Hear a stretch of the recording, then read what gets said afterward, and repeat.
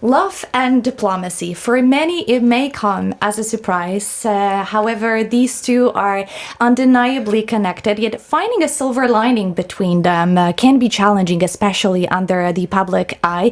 So is a partnership as a diplomatic model the right path in the modern world? Today, we will try to find out together with our guest. Joining me are activist Olga Leonowicz and Mark Brzezinski, former U.S. ambassador to Poland. Hello, so nice to have you here. Hello, Adriana. So happy to be with you.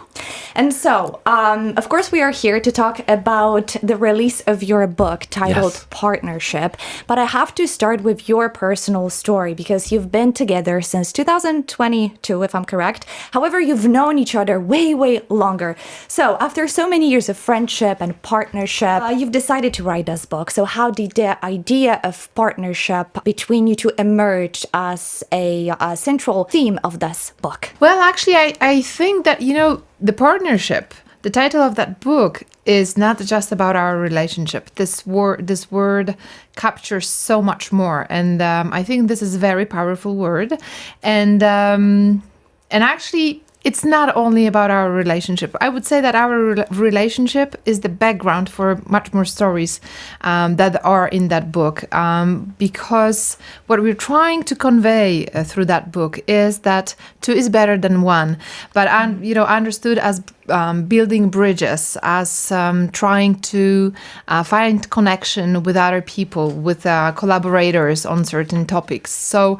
Yes, there is love story, but let's say it's in the background, and partnership is what we really promote in diplomatic life, in political life, in business life, and in personal and private life. I have to give Olga full credit for coming up with the title Partnership, Partnerstvo. It was her idea to really accentuate that because, frankly, it goes, as Olga said, beyond our relationship to the relationship between America and Poland. And frankly, it's the most important partnership for this country abroad. It's relationship with America. And it's a relationship that is working. It's had its hiccups. It's had its strains. But we need each other. That's the important thing about the American-Polish relationship. We truly need each other in terms of security, in terms of prosperity, in terms of our democratic development. And frankly, it was something that we were able to seize as a couple, as an ambassadorial couple here under President Biden for over 3 years. So I have to ask you about how did you navigate cultural differences? How do you actually navigate till now misunderstandings, conflicting expectations, both as couples and as public figures? One of the things I've learned about being Olga's partner is that there are actually many cultural differences between America and Poland. I have polskie pochodzenia, Polish background, and I see through Olga how much Zbigniew Brzezinski, my father, was in many ways a Pole in America. He was really a European gentleman who found himself in America, where me, my brother Ian Brzezinski, my sister Mika Brzezinski, were raised purely as Americans. And so as Americans, from the very beginning, we're told to project ourselves forward, to try to stand out, to try to stand in front of others, because America's a very competitive society. We're also taught public speaking. We're taught about projection of our voice, about connecting with others. Networking is such an important feature of American life. That's all already quite different from the Polish experience. And it's something that, as Olga and I have been personally together for now since 2022, I've seen come out in different forms. Absolutely. And I think this book is about this. Actually, it was my intention to show these differences to Poles and to enhance them, to act differently sometimes, because, this is the system that we're living in that is shaping us. And I think sometimes it's shaping us in a limiting way. And I could see this with Mark. I could see this with Americans that we were meeting, that being given a chance for public speaking, for learning how to do networking. They are so much richer than we are, that these are these constraints that are, holding us back. And I think you will find all of that in the book. There's lots of enhancement as well, I think. I'll tell you, Adriana, what I'll say may be a little bit difficult to hear, but partnership is also about each of us being treated equally, whether a man or a woman. And I'll tell you, as ambassador, Olga and I welcomed many American guests. And I noticed my American guests always treated Olga very much as my partner, as an equal to me, and certainly someone to shake hands, get to know. And I did go around this country with Olga to the consulate in Krakow, and I did see some guests, Polish guests, to the consulate 4th of July party, for example, not really be that interested at all in meeting Olga, but extremely interested in meeting me, Zbigniew Brzezinski's son. And, this kind of thing. Unfortunately, there is a difference between the way men and women are treated in this country. It surprised me as a guest in your country. And piggybacking on what you just said, you mentioned in a book that at the very beginning you always introduced Olga with her full name. Of course. That kind of took you by a surprise because of Olga Leonowicz. Here's my partner. But you see, this is cultural difference. And also I've learned about Poles and Polish women that I will be speaking for us, even though I usually present myself with the name, full name. But what happens here in Poland is that women do not introduce themselves. They just greet us by giving hand and saying hi. But very often they don't introduce themselves at all, or they introduce themselves just with name. But the distinction comes with the last name, right? Yes. And maybe with this one sentence of what you're doing, from where you're coming, why are you at that event? And because we were meeting so many people, thousands of people, I feel entitled to address that, because I think this is, this few seconds of the first impression is really crucial, and it can open the door for you and for your business, for your ideas, for your networking, or it can just shut the door. And so, with Partnerstwo, the book, we try to open the door of the American embassy in Warsaw to the people of Poland. As an American with Polski pochodzenia, I always noticed that for Polish people, the embassy was a little bit of an enigma, something abstract and distant and not attainable and not close to them. And I didn't like that, frankly. I didn't like the fact that for Poles, the embassy seemed unattainable or inaccessible. And so literally, we opened the doors of the American residence and invited thousands of people in, including many, many, many young people for whom their ambitions to soar, I want to cultivate as strongly as possible. But we also did programs focused on equality, women's equality, LGBTQI equality, and so forth. America's not perfect. The words America embraces equality are a goal, not a reality yet in America. But it's something that I wanted to project. And with Olga, we did many events to convey that women's empowerment is a central American priority here in Poland. And you mentioned your father. So as the son of Zbigniew Brzezinski, how has your family background influenced your vision of diplomacy and public service, especially being here in Warsaw and Poland? So my father, Zbigniew Brzezinski, was a statesman, but he was not a diplomat. Remember, he was national security advisor to President Carter. And diplomacy is something a little different. Diplomacy uses quite a bit soft power.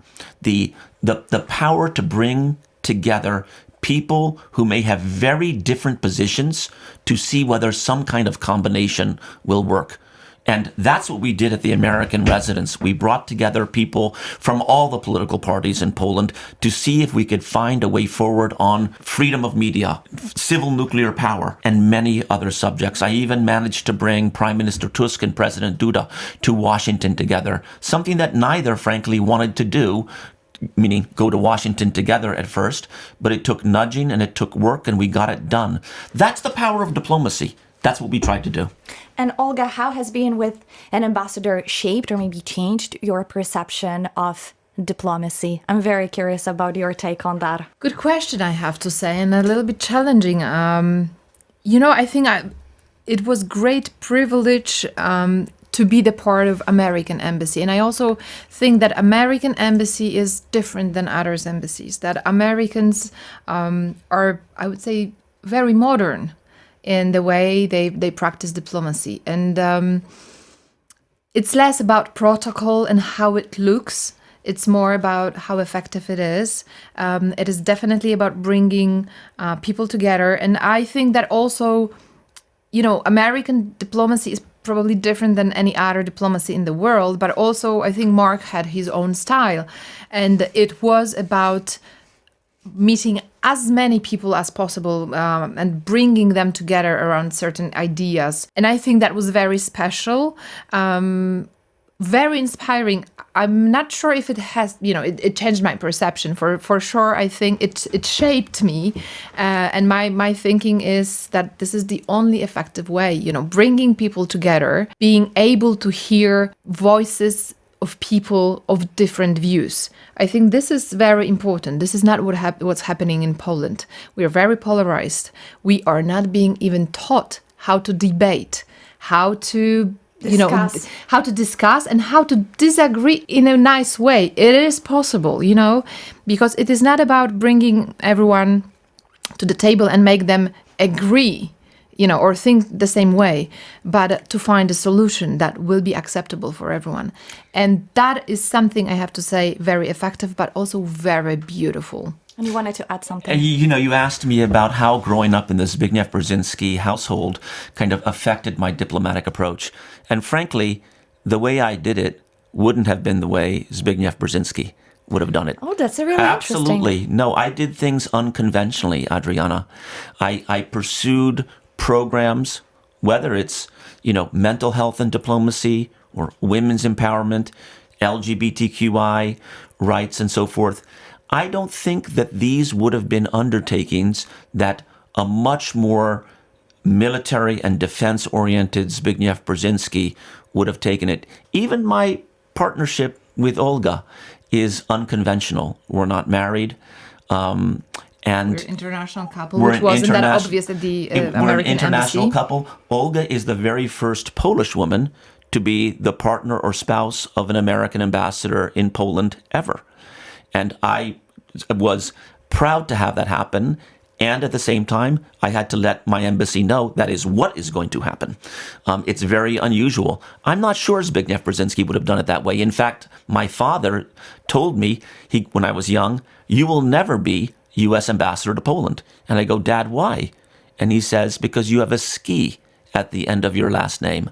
And if I were making decisions on ambassadors, and he was as national security advisor, I would never send you to Poland because you're part of the diaspora. And I wouldn't want that to affect the diplomatic approach. And I'm so glad President Biden did not follow that thinking and did it his own way. And there wasn't a day in U.S. Mission Poland that I did not give 1,000% because of the trust that Olga and I were given to stand in front of the Polish people and try to advance change. And Olga, you mentioned the protocol, and I get the sense that this book tells us that diplomacy without empathy becomes just protocol. So how do you define empathy in this multipolar world right now, especially amid so many different conflicts? Okay, let me just share this story. And I think that this is one of the most precious things that I was given by my mom. And, when I was a teenager, she was a close friend to the Polish sculptor and who was throwing birthday parties in the old town. And my mom was always taking me there. And I was a teenager and I was saying, no, Mom, I don't want to go there. There will be only adults, politicians, and so on. This is not my cup of tea. Yeah, it's not my cup of tea, and and my mom was always saying, you know what? I'm not asking you if you're going. I'm telling you you're going. Be ready at 5. We're leaving. And that's her mom. Yes, and whenever we were going there, on the bus, my mom would be telling me, listen, we are all just people. just some of us have more exposed positions, maybe, but we are just human beings. We have very similar problems. We struggle with very similar challenges. And, back then I was thinking, oh my God, what my mom is telling me, what she knows. But after years, when I was waiting for the meeting with President Biden, I recalled that story, and I just thought that because I wasn't, stressed waiting for that meeting, and I was just thinking, why I'm so relaxed? I will be meeting President of the United States, the number one, probably, in the world's leaders. And I think it was that, and this is what I truly believe, that we are all just human beings, and what is the most important is what a human being you are, not what title you have, what position you hold, but what you're bringing to that world. Oh, yes, very beautifully said. And what about you? What do you think about empathy? What does it mean today? Well, let me tell you, if there's something President Biden did, it's empathy. And because he has lost more than most in the course of his life, and he wanted his personal representatives around the world to project empathy as well. And when it came to the refugees in Poland, that's what we did as an embassy in reflection of the Polish embrace of Ukrainian refugees. And it's why President Biden, during my time here in Poland, came not once, but twice. I'm the only U.S. ambassador to have a president come twice to the country in the course of their term. That's what President Biden did, was convey a understanding and a sentiment of people's suffering and people's setbacks, and in the case of the American-Polish relationship, to see how the Americans can help. And of course, I want to talk a little bit more about your mission here in Warsaw. You just finished your tenure. So how would you summarize your main accomplishments and the proudest moments during your stay here in Warsaw? Thank you, Adriana. It was, thankfully, a very successful run, and I couldn't be more grateful to the Polish people for the embrace that we received across the country. In terms of major accomplishments, one, security. Collective defense worked, and Poland was safe and secure during Russia's attack against Ukraine. That was not a foregone conclusion, but the Americans were here. We had as many as 13,500 American soldiers here in one time, a record, and we have the first ever permanent U.S. military facility here now, Camp Kościuszko in Poznan, U.S. Army 5th Corps Forward Command Headquarters in Poznan. 2, refugees. Well, the Poles were in the lead of that, giving an unbelievable embrace and acting like a humanitarian superpower in terms of Ukrainian refugees. The Americans also stepped up to the tune of hundreds of millions of dollars being funneled through NGOs in Poland to support the refugees. 3, Poland's first ever civil nuclear power plant in Pomorania, being built by Westinghouse and Bechtel. 4th, a tremendous record-breaking business-to-business partnership in terms of investment. And 5th, of course, democracy, the rule of law, human rights. Those we vigorously advocated for, and democracy thrived during our time here. And of course, given that your mission coincided with the war in Ukraine, how did that crisis shape your priorities and day-to-day diplomatic life? The war in Ukraine affected everything. First of all, Poland's security. We had to stay in front of Russian hybrid attacks on Poland. As you can see in the newspapers, those happened, and we were able to work with the Poles to deflect them.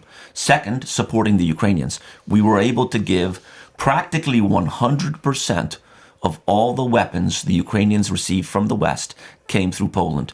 We, the Americans, understood the Poles put themselves at great risk in the eyes of Putin.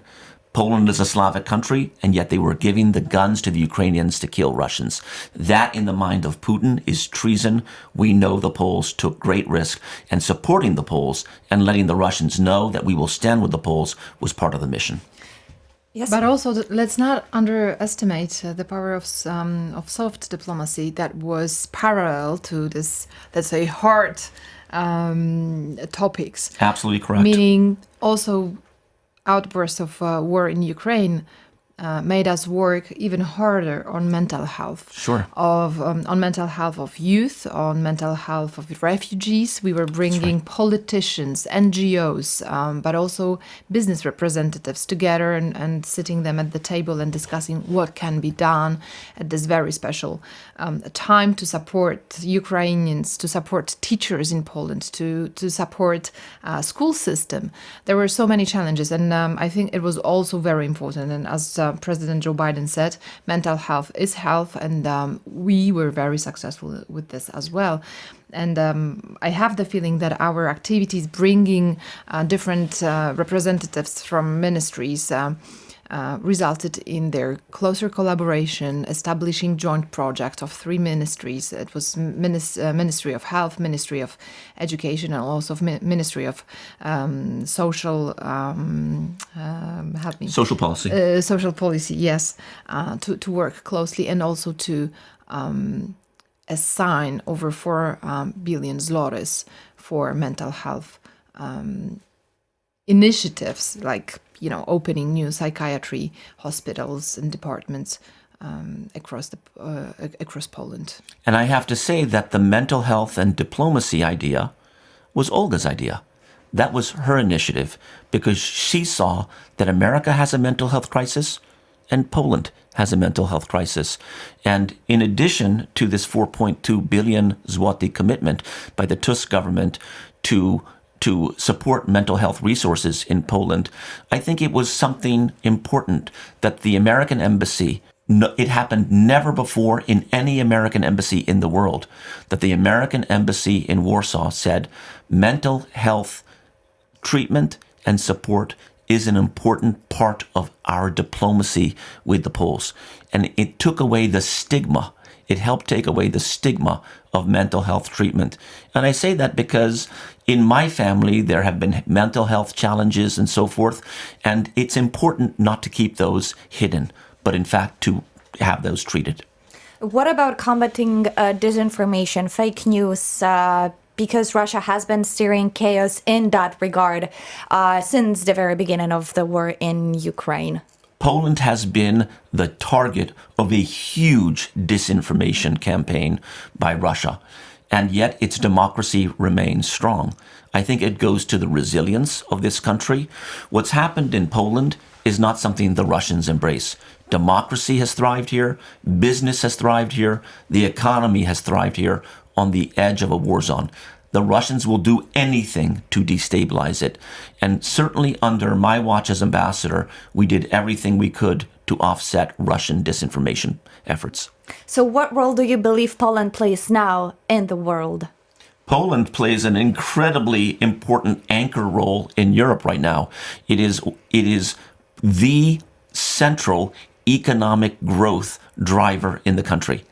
No economy in Europe is ascending like Poland's economy. Second, it's the forefront of NATO's defense against an aggressive Russia. And it's working. Poland, and therefore all of Europe, is safe and secure. But we have to remain vigilant. This situation is fragile, and Putin would love to destabilize it. Thankfully, I feel the Americans appreciate that. No American president, whether President Biden or President Trump, wants a New York Times cover story asking the question, who lost Poland? And so the political imperative to support Poland exists, but it remains fragile here. And your mission also coincided with the U.S. presidential election. So how did that affect your diplomatic mission here in Warsaw? Well, our presidential elections was an example of how the American democracy works. We have an adversarial system in which we argue, sometimes loudly. Sometimes that can be a little scary for people around the world, but that's how we make our decisions. And when President Trump won, I made clear from day one that regardless as to who you supported, President Trump is now our president. And it's in our interest, the American interest, but frankly also in the Polish interest, for the American president to be a success. And as soon as he won, I began to help President Trump's transition team. Several folks came through that we kind of helped kind of prepare for the new administration coming in. And it was an example of democracy at work. So was October 2023 when Prime Minister Donald Tusk won. And so what are the most significant shifts in the Polish-American relations? To me, the security collaboration has achieved a new level. Never before, sometimes military exercises and that kind of joint appearances were almost a photo op. Now the collaboration is genuine and equal. I remember seeing that most vividly when I was, I would take from time to time a Black Hawk helicopter, a U.S. Army Black Hawk helicopter from Warsaw to Rzeszów. And it was co-piloted by an American pilot and a Polish pilot. And I could listen to them communicating. That collaboration has to be real. And they worked perfectly. That to me is a metaphor of the American-Polish military collaboration today. And second, in energy. And American companies, Bechtel and Westinghouse, are now building Poland's very first civil nuclear power plant. I am proud that under President Biden, we landed Poland's very first civil nuclear power plant. And we had vigorous competition from the French and the Koreans, and we managed to win it. And I hope that continues. And you mentioned that Olga was one of your biggest supporters during your tenure here in Warsaw. The critical supporter. Yeah. Yes, exactly. So, Olga, how does your own identity, professionally and culturally, shape the way you engage in diplomatic and social initiatives? I used to study diplomacy actually many years ago, and when I went for internship at the Polish Ministry of Foreign Affairs, I realized that probably at that stage it's not place for me. It seemed to me to be too old-fashioned and actually with, I would say, with very slow pace. I was very ambitious and I wanted to, become financially independent, and it didn't seem to be that place at that point. But I always had an eye for politics. I was very open-minded. I loved traveling, and I think that what really shaped me was living abroad for a year. I lived in Boston, United States. I lived in Paris for some time, and I think these are things that open the mind the most. And I also have a good feel for people, which I think is crucial in politics, in diplomacy, also in the business. Wherever you go, whatever you do, this is, an asset. So is Mark a good listener then? He is. And it is about hearing what people say, but also about thinking what they are not telling, what is in between the lines. Mm-hmm. And I think that actually our partnership was very much about discussing these issues, what can be hidden under the surface, what was told, what is untold, and just trying to figure out how to navigate this. So speaking of those challenges, was it the war in Ukraine, how people perceive you as his new partner? I'm very curious. There was lots about of challenges, I would say. I mean, the major challenge was time pressure on many layers, because we knew that Mark is here for 3 years at the beginning, with maybe some possibility of prolonging his assignment. But basically, I had that sense of time passing really quickly. It's only 3 years. All doors are open, and the possibilities are endless. And now the pressure is on you, how you're going to use it. So that was dealing with different pressures, pressure of time on daily basis, running from one meeting to another, and also at the same time learning how to deliver, how to be the best version of myself in this new circumstances for me. So there were different pressures, but at the same time, I want to say that I had such a great sense of purpose, and that this job was so meaningful, because it was really bringing people together. It was bringing change, and even though sometimes I was exhausted, it was exhausting, mentally, physically, I wouldn't change a thing. I have to add, though, that I do think that Olga, who was an absolutely fantastic partner, she brought a sense of understanding of the dilemmas of the Polish people to me. and gave me a refined understanding, and that's invaluable. But I would also say that it was difficult for her at some times, in part because of the way people treated her. We're an unconventional couple, Olga and me. We're not married. One is a Pole, the other is American, and I'm so proud of that. But I remember once going to a party of one of President Duda's top advisors, and we walk into the party, and one of President Duda's top advisors comes up to me and says, "Hello, Mark." And then he turns to Olga and he goes, "It's so nice when someone brings their secretary to a party." Can you imagine that? Oh my God! Can you imagine? Yes. Can you imagine that in Washington, D.C.? No, it would be a actually. showstopper. No, I yes, assure you. definitely. You'd be asked to leave. But it didn't take me down. Actually, No. I Like a faux No. pas. But Oh my yes, goodness. it was It- true yeah. faux pas, and I felt Yeah. sorry for that man because Yeah. you knew, I knew right away that he found himself in a really hard Yeah. position. So really I asked hard him, position. I mean, if you can imagine this, Adriana, I asked this presidential advisor of President Duda to apologize. And not only did he apologize, but the following Monday, he sent her flowers. So he acted like a gentleman. But frankly speaking, that's a little bit of a window into a society. And there has to be equal respect of men and women here. I assure you, if you go to the White House and you go to one of any American president's advisors and turns to their wife and say, "It's so nice that you brought your secretary with you," it would not go well for you. So, talk about, But instead of taking me down, it was Sure. mobilizing me because Yeah. it was showing me that my thinking is very correct. That Yeah. in Poland, we have an elephant in the room. We have a problem here. If point. men are still thinking that way, I need to speak up and speak even louder to address that challenge and to say we are in the 21st century. Women should be at the table, and they are not just secretaries, and they are not here to serve men.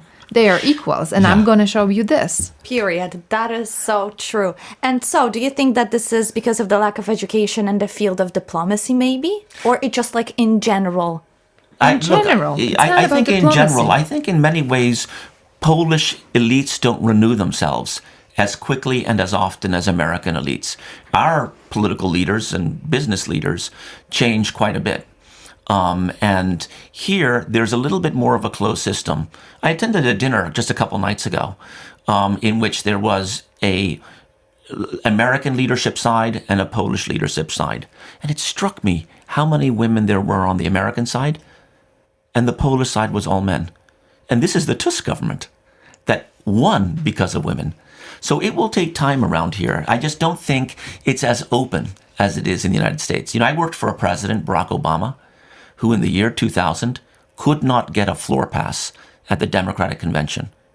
In 2004, he took the convention by storm with a great speech, and in 2008, he was the president-elect of the United States. In 8 years, he went from nothing to something.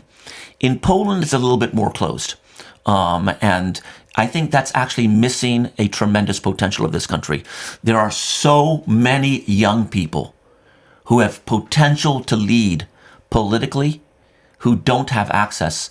And I think that's a missed opportunity. I actually think, although I'm partial, I think that Olga, my partner, would be a great leader here in Poland. I have my own ambassador right now. That's so true. Exactly. But I think too many people are kept out of the current system. So, do you But I'm a try guest to here. do Yeah. you try to convey this in your book as well? We do. Absolutely. We tell these stories and many others in our book. Again, We're very open about this and very direct.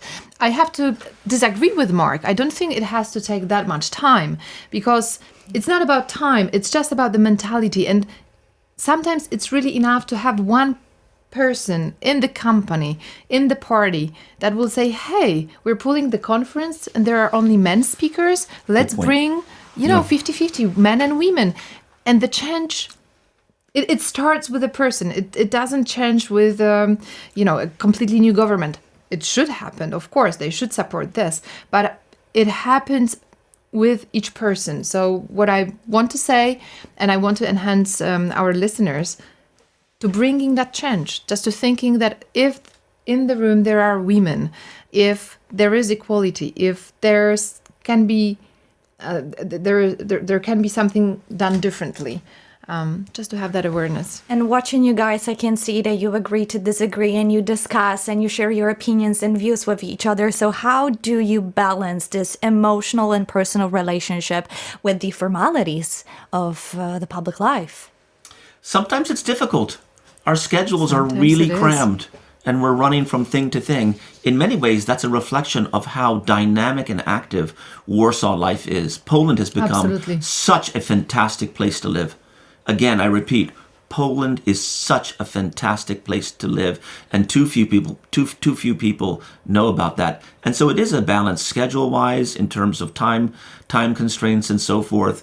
But I think we do manage to carve out time, Olga, for you and me to go for walks with our dogs, at least on the Absolutely. weekends, out to the countryside and so forth and so on. Yes, we do our best. Also, when we were ambassadorial couple, we were just enjoying these little moments even during official events. Yeah. And because we really like people, and we tried to enjoy ourselves, and we didn't treat this only as a job, but as being among people that support us, that are friends, and to enjoy ourselves there.